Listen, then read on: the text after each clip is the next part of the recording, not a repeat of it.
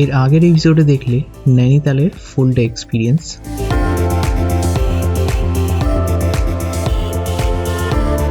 এই এপিসোডটা এই সিরিজের ফিনালে, তাই এন্ড অবধি দেখতে থাকো।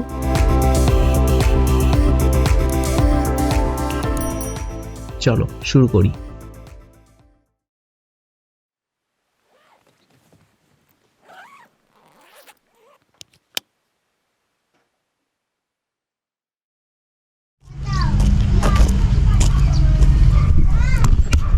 হ্যাঁ, 1/1/2022 হ্যাপি নিউ ইয়ার। এই ভিডিওটা যখন তোমরা দেখছো হয়তো তখন 2022 শুরু হয়ে যাবে, বাট যাই হোক, সবাইকে শুভ নববর্ষ। আর 2022 খুব ভালো কাটুক। যখন এই ভিডিওটা দেখবে আই হোপ সবার বছর ভালো কাটছে। যদি বছর ভালো নাও কাটে, সবসময় মনে রাখো ভালো খারাপ সময় মিলিয়ে আসছে, তো নিশ্চয়ই খারাপ সময়ের পর ভালো সময় আসবে। তাই keep calm and carry on. আচ্ছা, তো আজকে হচ্ছে 1 তারিখ, শনিবার। আজকে এখনও আমরা আছি ভীমতালে, আর একটু পরে আমরা চেক আউট করে আমরা নৈনিতালের দিকে যাব। আজকে ট্রিপ শেষ হচ্ছে, আর নৈনিতালের দিকে গিয়ে একটু বোটিং করব, 1-2 ঘন্টা টাইম স্পেন্ড করে ওখান থেকে আমরা আজকে দিল্লি ব্যাক করব। বেশি কিছু না, আজকে রিল্যাক্স, ওয়েদার ভালো আছে, ওয়েদার পরিষ্কার আছে, একটু বোটিং করা যাক। আর আজকে দিল্লি যেতে আমাদের প্রায় 7 ঘন্টা টাইম লাগবে, প্রায় 300 কিলোমিটার, 350 কিলোমিটার। আমাদের স্টে আজকে দিল্লি টার্মিনাল 3 এর কাছে বুক করা হয়েছে, কালকে টার্মিনাল 1 থেকে ফ্লাইট। আর দিল্লির অবস্থা এখন খুব খারাপ, সিমিলার কলকাতার অবস্থা খুবই খারাপ। এখন হচ্ছে জানুয়ারি মাস, আর 2022 যখনই এই ভিডিওটা যে দেখবে 2022 জানুয়ারি মাসে ওমিক্রন কেসেস অনেক বেশি ছিল, মনে রাখো। তো খুবই প্রিকশনস নিয়ে চলতে হবে।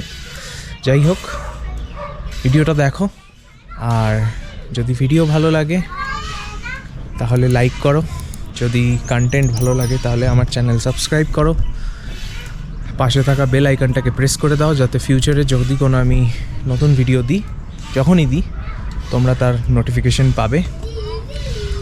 আর কমেন্ট করো, জানাও কেমন লাগলো, কোনো ইমপ্রুভমেন্ট থাকলে জানাও, এরপর কোথায় আমরা যাব, কোনো সাজেশন থাকলে কি দেখতে চাও সেটা জানাও, আর বন্ধুদের সাথে শেয়ার করো।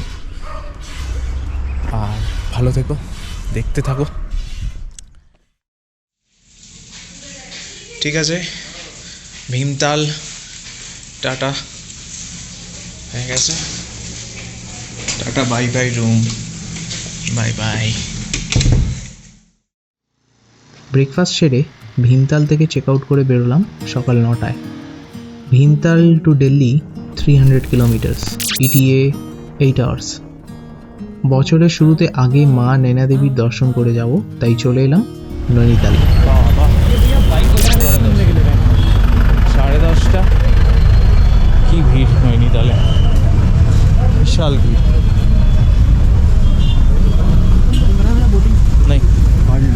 হ্যাঁ, তো আজকের প্ল্যান হচ্ছে আজকে আমরা ফার্স্টে একটু বোটিং করে মায়ের পুজো দেব। নৈনিতাল হচ্ছে একটি সতীপীঠ, এখানে সতীর চোখ পড়েছিল, তো এখান থেকে তার থেকেই নাম এই নৈনিতাল, এই লেকের উৎস। সবার আগে বোটিংয়ের এখানে দুটো চয়েস আছে, হাফ লেক বা ফুল লেক বোটিং। যেখান থেকে উঠবে ওখানেই drop. Half lake 180, full lake 220 per boat, maximum person allowed 2।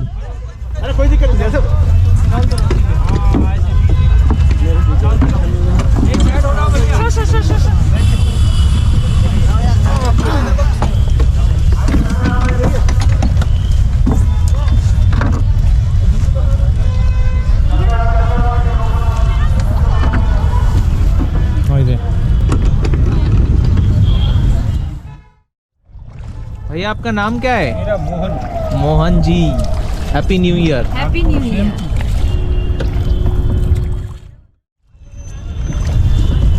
হ্যাঁ, এইদিকে রোদ আছে। তো আমরা এখন বোটিং করছি নৈনিতালে, নৈনি লেকের ওপর। এদিকে ওই তো তাকাও, বাবা তুলে ডেলি রোয়িং করে, ওড়ান পুরো শক্ত হয়।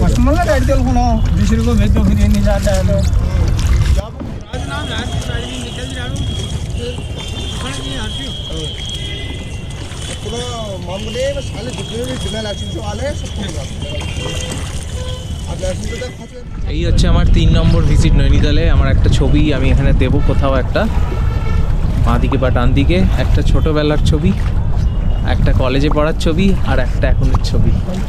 3টে ছবি আমি পাশাপাশি দেবো। একটা মোস্ট প্রবাবলি 1990s কোনো একটা টাইমে হবে, 96 বা 8।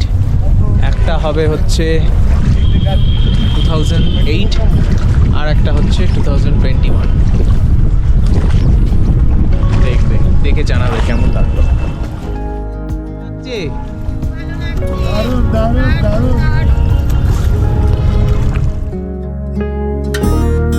I've been acting like a wild man, sleeping like a child.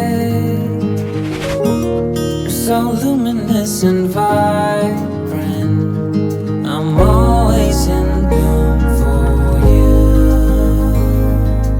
Always in bloom, always in bloom for you. हाथ पकड़ देना साहब। हाँ, आस्ते।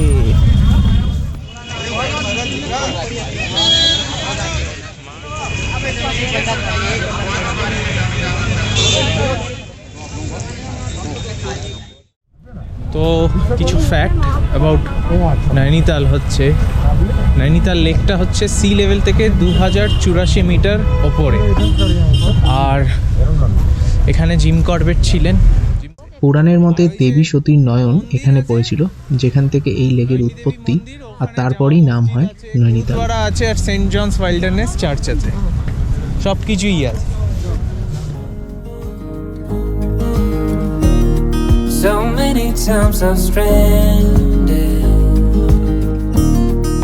a castaway on an unknown shore, although a stranger in this continent, I'm always in bloom for you. Always in bloom, always in bloom for you. এইটা church. এটা church. মন্দিরে মায়ের দর্শন করে এবার বিদায় নেওয়ার পালা।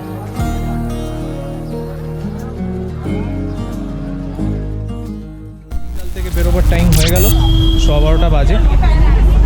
এবারে ড্রাইভার ওয়েট করছি, তো দেখা যাক। প্রচণ্ড ভিড়। চলো, হাই স্কিম না হয়ে গেছে, ওয়েট করা যাক, তারপরে কথা বলছি।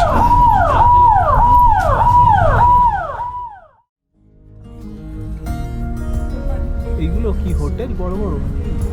সব হাইকোর্টের জাস্টিস থাকে, chief justice. I'm always in আস্তে আস্তে নিচে নেমে এলাম। কালাধুঙ্গি হয়ে যাওয়ার পথে পড়ল জিম কর্বেট মিউজিয়াম। এটা হচ্ছে জিম কর্বেট মিউজিয়াম। এখানে জিম কর্বেটের সমস্ত হিস্ট্রি আর অ্যাচিভমেন্টস আই থিঙ্ক সব কিছু আছে। দেখা যাক কি আছে।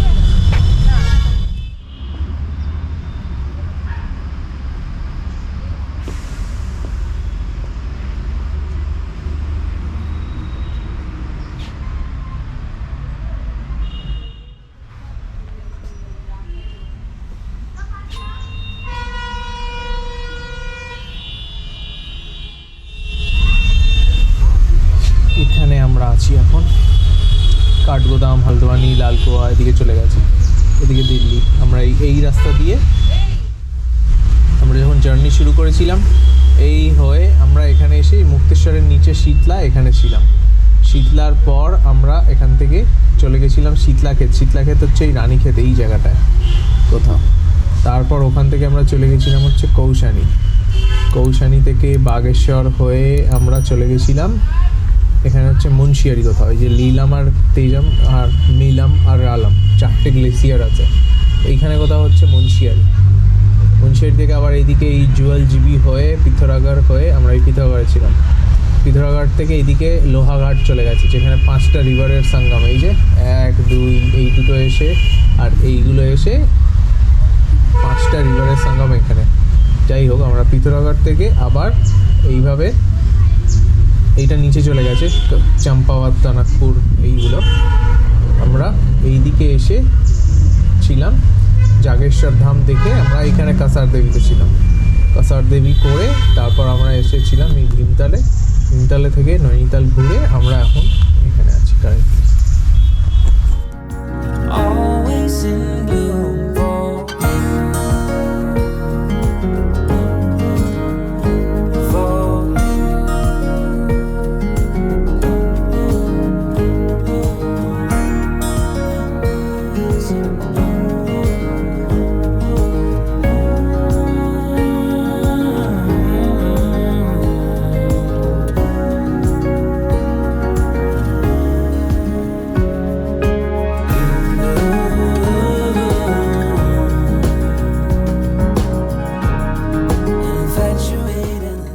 উত্তরাখণ্ডের এই কুমায়ুন ট্যুর শেষের দিকে পাহাড় থেকে নেমে আস্তে আস্তে সমতলে ঢুকে পড়লাম। রামপুর রুদ্রপুর হয়ে এগিয়ে চললাম দিল্লির দিকে।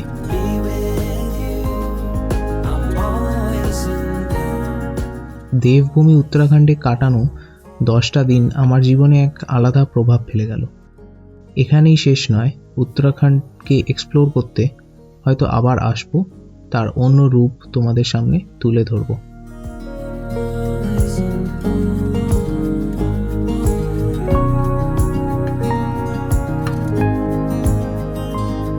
I'm always in bloom for